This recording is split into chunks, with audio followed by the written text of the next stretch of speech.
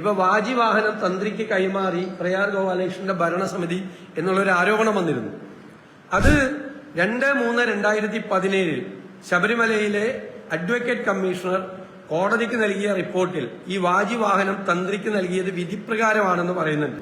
Thereafter the different parts of the Dwajam was removed and as per the tradition and the system, the Vahanam, Vajivahanam, was given to the Tandri by the president and the wooden parts of the Dwajam were cremated in an holy atmosphere on the southern courtyard of the temple by the temple after performing the various rituals connected with the cremation of a body.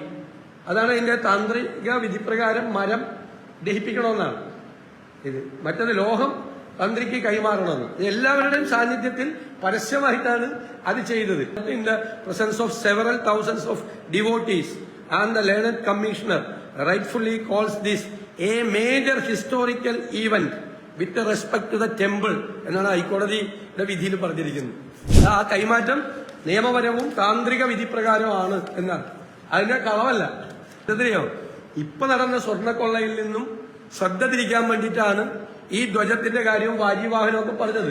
അതെല്ലാം കോടതിയുടെ പൂർണ്ണമായ നിരീക്ഷണത്തിൽ നിയമപരമായി താന്ത്രിക വിധിപ്രകാരം നടന്നിട്ടുള്ളതാണെന്ന് തെളിഞ്ഞു.